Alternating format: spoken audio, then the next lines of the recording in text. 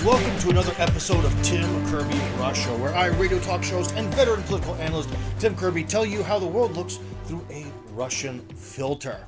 Today's guest is Peter Ham, and he is a Dutch farmer. Yes, he's one of those Dutch farmers who's not very happy, but one thing he is happy about is that he actually left the Netherlands and is farming in Russia. So he's going to give us some insight into the protests, and he'll give us a little vision of the future as well. For next year, if this war doesn't end up next year, I think we will lose 40% of the agriculture produced in the world. All the agriculture produced will go down with 40 till 60%. So there will be half less of grain in the world. Okay, so actually that question was at the end of the interview, but guess what, guys? I'm going to try to slide that up because near the end, Peter has a lot to say. But anyways, before we get to that, let's talk about the recent history of farming in Russia and some of the problems associated with it. Okay, friends, the history of Russian farming probably dates back to the liberation of the serfs back in 1863. They were let go, but one thing that's very important to note is it wasn't as if the Russian peasantry was sitting there and was like, we want to get rid of serfdom, we want to industrialize this, that, and we want... That really, no one really asked what their opinion was. The serfs were kind of used to generation upon generation, working the land, giving a bit to the Lord, and, getting married, having kids, repeat. They were sort of, I guess, happy with that. And then all of a sudden the government says, we see the English and the French and the Germans are industrializing. We've got to do something to catch up. So all of a sudden they got rid of serfdom. Now the thing that replaced it was the system of these sort of land overlords that are referred to as kulaks. And it's sort of actually a mystery where the term comes from, because kulak also means fist, which doesn't sound very pleasing, but apparently they're two completely unrelated words. They just happen to sound the same. So, okay, whatever. But that system was definitely had its minuses, because rather than these serfs sort of paying the Lord or whatever, they just sort of did exactly the same thing, but under mechanisms of kind of sort of market capitalism, and nothing really changed. At least it didn't change for Russia. Russia didn't become... Basically, the serfs didn't sort of go, oh, we're not serfs anymore. Let's rise up and become industrialists and act like the Dutch and British or whatever, people from these already industrializing Sea Empire countries, right? Well, that didn't happen. And this whole kulak system, like I said, didn't really yield much results, and it was something that the communists really wanted to crush, and especially the sort of rhetoric of, using people, exploiting them, of parasitic overlords, that sort of rhetoric, and that sort of position of being this kulak land overlord, that was not a good thing to the communists, and they got rid of that real quick. But throughout communism, all the attempts to make collective farming work by hook or by crook, pretty much all didn't quite turn out the way that they wanted to.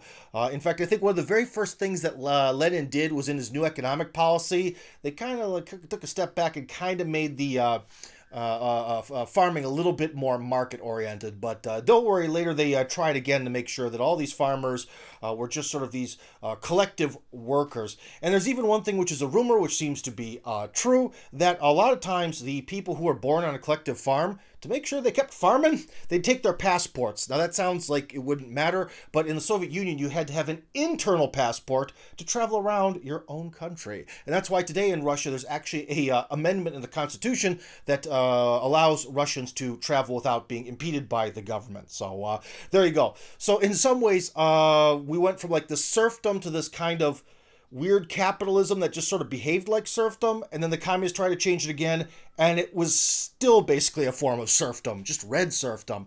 So only just now, with the end of communism and the end of the 90s, which were completely impoverished. I mean, who the hell is going to start a major farm operation in the 90s, especially Russian people? Foreign companies could. But so we've had this massively, massively long history of failure and some sort of return to serfdom. But as it stands now, you guys have probably seen some modern farming techniques and all that, and it is definitely high-tech, it is definitely expensive, and you need fewer but much better laborers, we'll just call them that. So in some ways, Russia can be a little bit ashamed of having so many farming failures over the years, But on the other hand, the new modern Russia should be actually really proud because, as we're seeing from the special operation, Russia, within the span of, say, 20-ish, or 15, I wanted to say 15, 20 years, has become an agricultural global titan.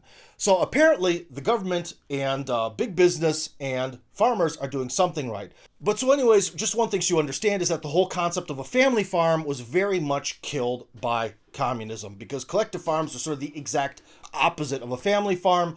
And because Russians became impoverished in the 90s, there are some family farmers. There are some definitely some success stories, especially now that we have the freedom to do such things.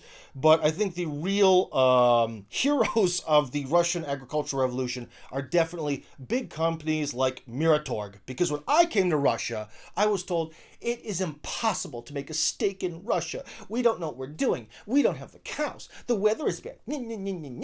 And now Miratorg pumps out maybe more steaks than, I don't know, maybe even more steaks than Texas or Australia. And they're pretty darn good, too. But so anyways, here is Dutch farmer Peter Ham about the protests, farming in Russia, and much more.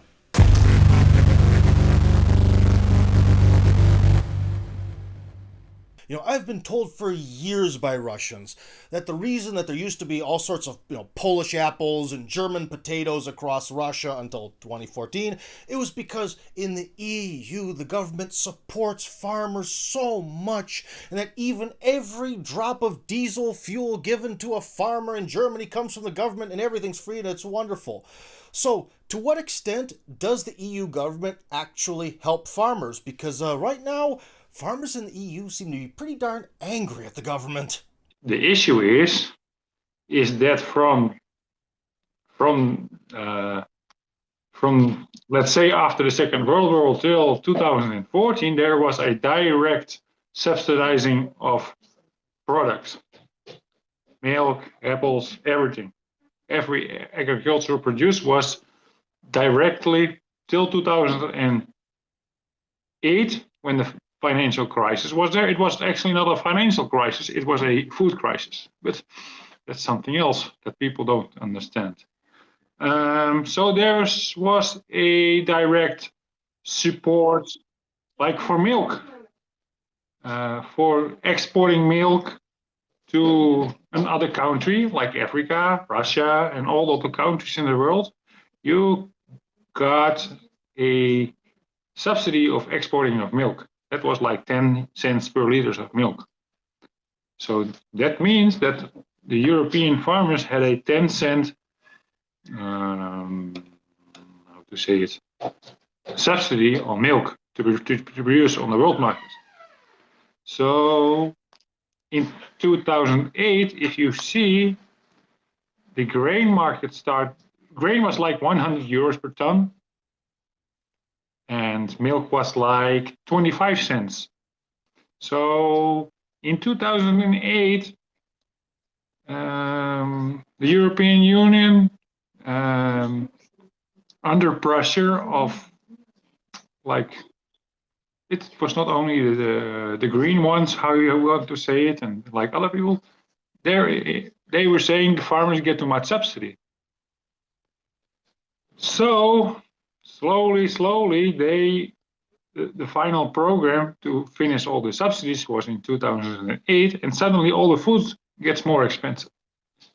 So if you understand, farmers don't make much milk. They don't make much money in total.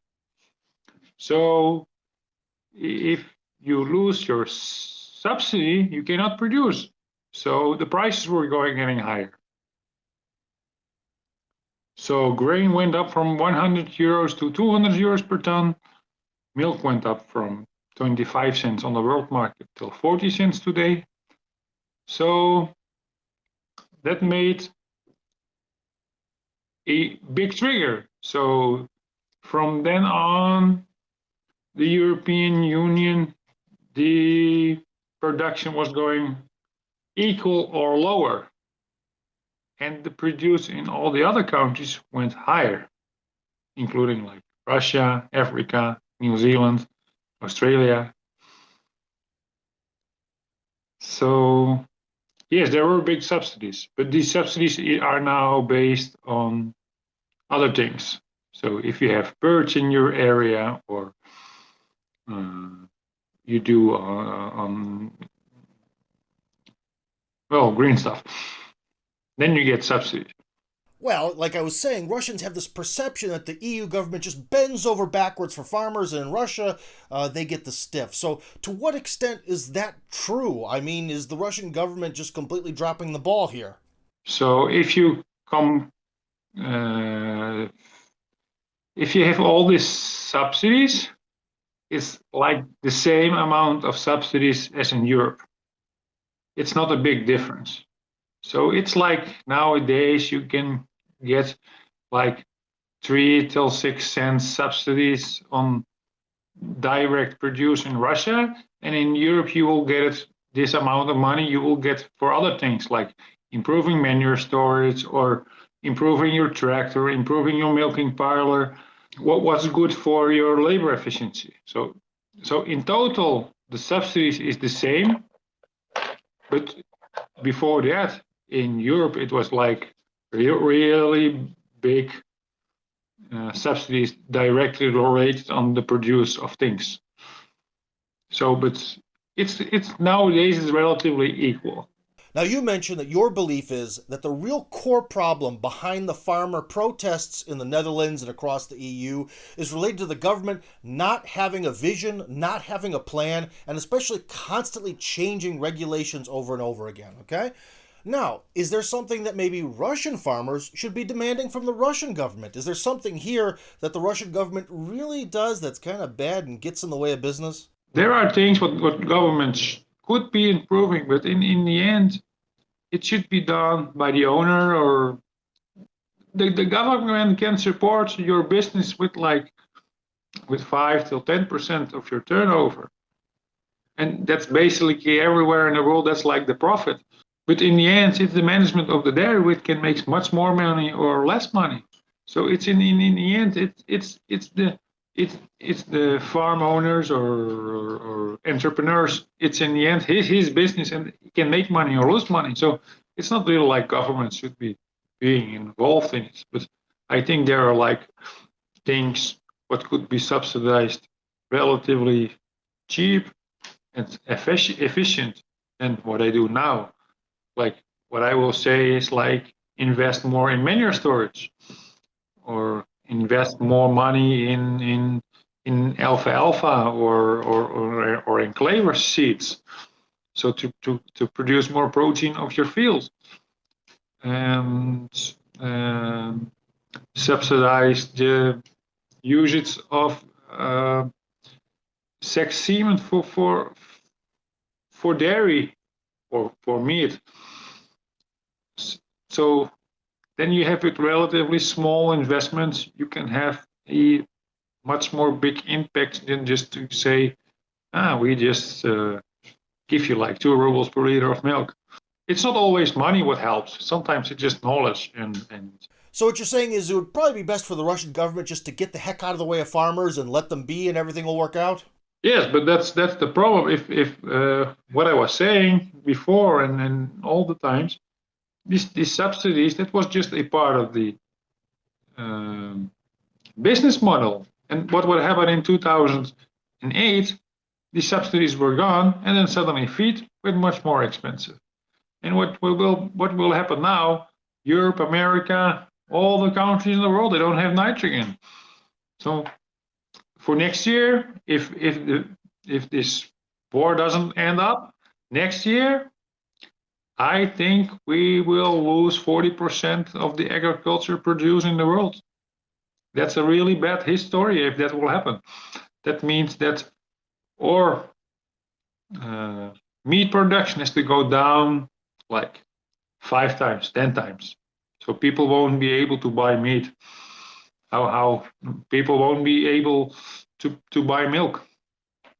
People will go back like China, like it was like 20 years ago. You just will get 100 grams of bread or rice or anything what in between per day, and there will be no high quality protein like meat and milk.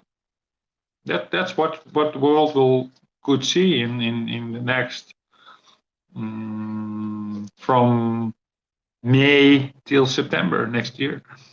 What's happening now is just a top of the ice cream. But that's the main big problem which people don't understand what will happen next year. Because this year, let's say in February when all this fertilizer thing started in November, but all the fertilizer was already divided in the world. And now there is no fertilizer in the world. So all the agriculture produce will go down with 40 till 60%. So there will be half less of grain in the world.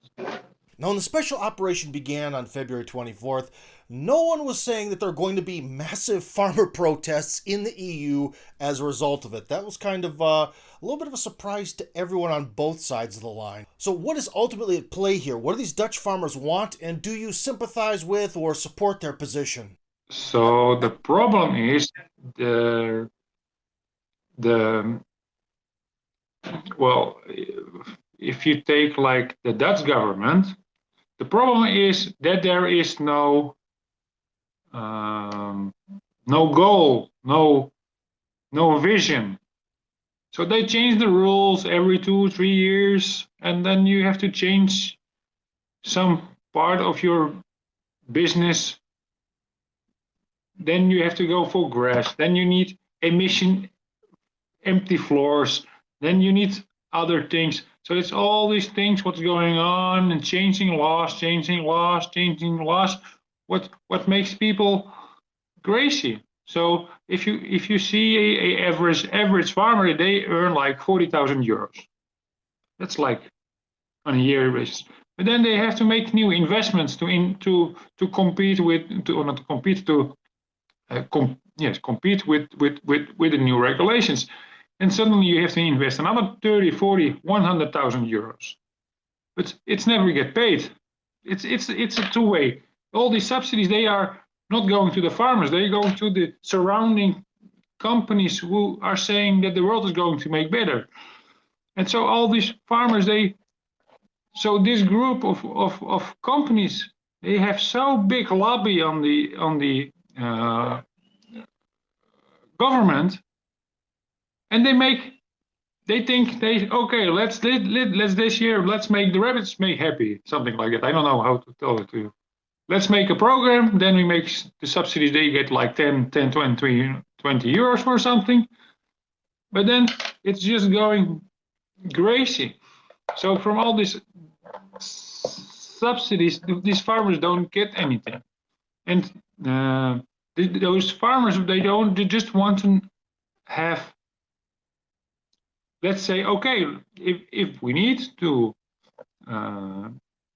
have like all eco dairy products, then this product should be like 2 times more expensive, then people should pay it. But that's also not going to happen, because if you see like all the biological, ecological products, it's just 3 till 4 till 5% of the total market, and only half is like that people really want these products. The other half, they just buy it because it was in the supermarket. So the problem is that there is no vision, changing laws, and the farmers, they want to have a real vision and a real goal to go for, and that's not provided. So people are living in a vacuum, and they want to understand where they should go, or where they want to go. That's the main problem, and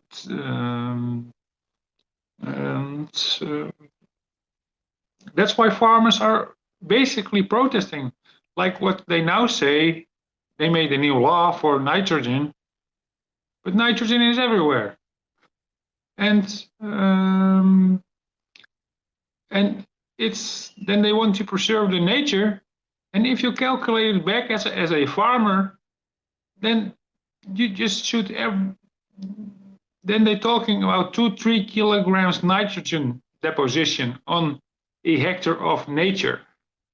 That's like the same of like every 50 years cutting the forest, or even less. Yes, that's even less. But or just kill one every 5 year one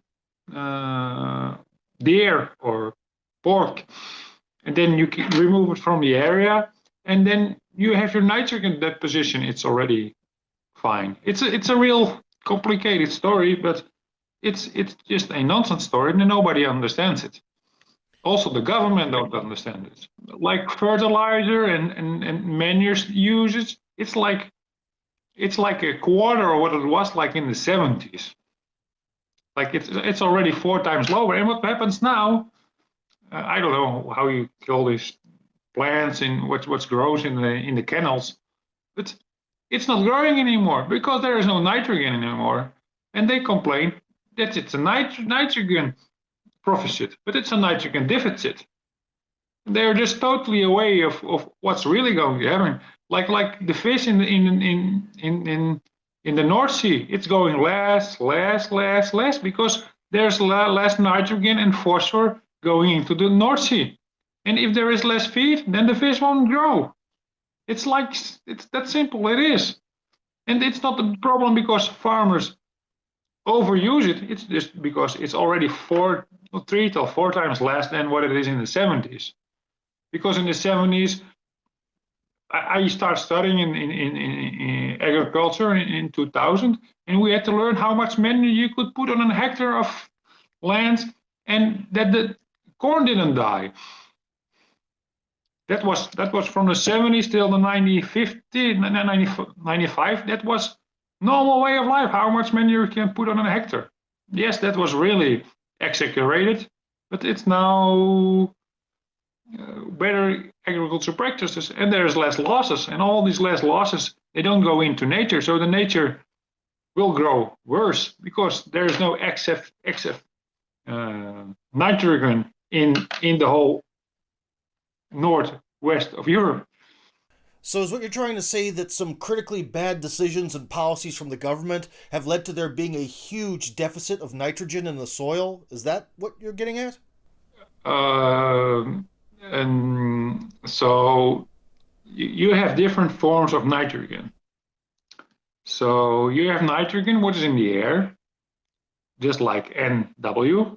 You have ammonia, you have ammoniac, and so you have also nitrogen which can fly 200 till 2 kilometers, and they make a real problem of it. And it's really complicated knowledge. It's actually simple, but there's a lot of knowledge being done in the Netherlands how it flies. But then they say like if you have a big pig farm, then only nitrogen can fly like 400 meters from your barn. So so normally around the farm there is agricultural land. So then the agricultural land will produce more grass of corn or whatever it grows. So the problem is that there are not anymore people who understand nature and not understand social, and so the government really makes strange decisions which is not understandable for people who are farmers' knowledge. It's like that. I don't know how to explain it, but it's a complicated thing. So, why did you come to Russia to farm? And especially from what I understand, you're pretty far up north. I mean, isn't that a kind of risky, low reward venture, or am I missing something here? Agriculture is a really, if you see the top richest people in the world, it's agriculture. The only thing is, some make money, some don't make money. So it's all how you manage these things. So in Russia, you can make from minus 50% till plus 30% on your investment. So the goal is to be on the plus 30%. So it's not like minus 50. Let's take minus 10 till plus 30. So why I went to Russia? In the first start, I just was a student and was thinking, because what we learned, I finished the Institute of Agricultural Institute. I finished in 2005, and we had to learn that we had to produce milk for 25 cents, and it should be all biological, ecological, and all that stuff. But that's not possible. Milk at that time should be cost like 40 cents, what it was in 2008.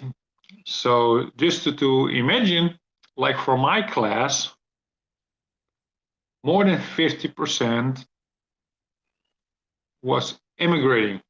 One quarter they went to other agricultural companies. The other quarter they had their farms in the Netherlands. So some of my classmates already had to stop their dairy because of financial, psychological, and financial, because it's not possible to make real good profit on dairy in the Netherlands.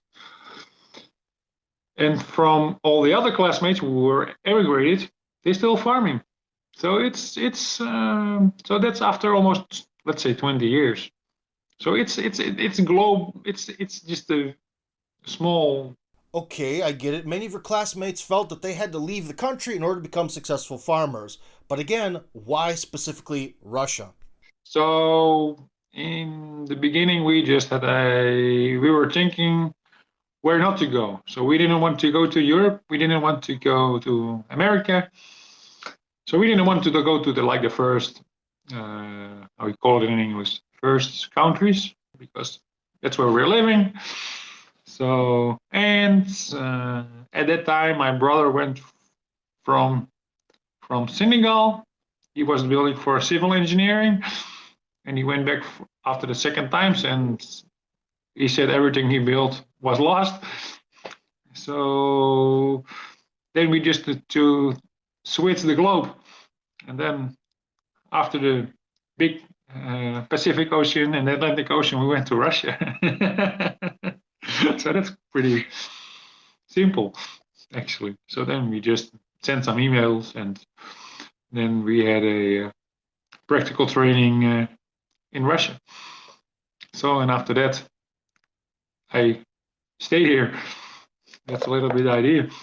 So, what are the primary differences between farming in Russia and the EU, from bureaucracy to weather to even the animals themselves? There is no difference. It's just a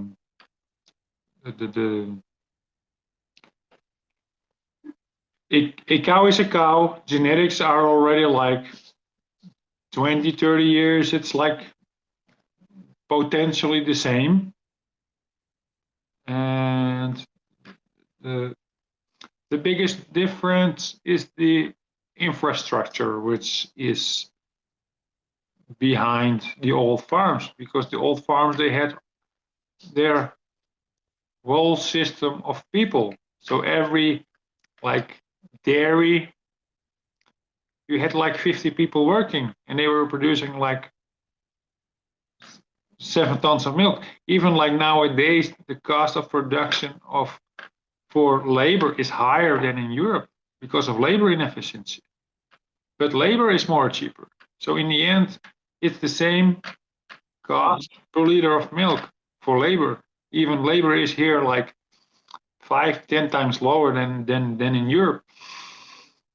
So in financial way, it's the same, but it's everywhere. Like with agriculture, some people make money, some people lose money. Even on like a dairy, like with 100 cows, there is, even in Europe, there is like on a €500,000 turnover, there can be profits can can be 100,000 euros difference between minus 50,000 euros and plus 50, or let's say minus 30,000 euros till plus 70,000 euros. Same farm, same cows, same equipment, different manager. Only here it's the scale. So you can lose a lot of money, you can make a lot of money. Basically, in the cost of production, it's the same. Land is cheaper, but you have higher cost because you have lower production per hectare. So you need to plow more. You need to plow double the amount than what you can produce in Europe. So it's all relatively. So what you're saying is Russians work for an extremely tiny salary, but their productivity is next to zero. Why is that? It's because of history. It's just because of depression in 39, Second World War, First World War, making in the 70s, making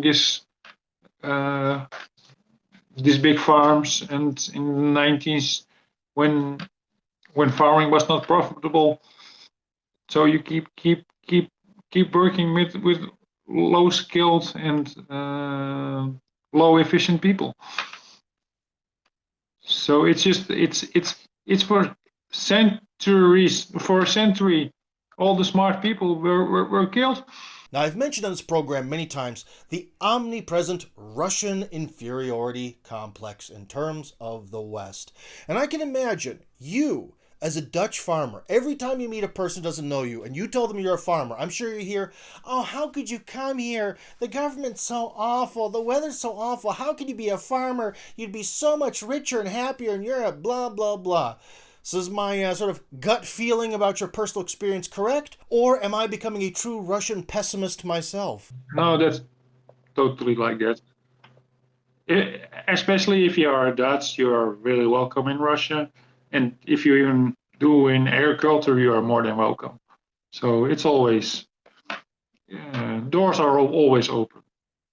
So yes, it's indeed a big advance to be a Dutch guy working in agriculture. I think that's the biggest advance you can have.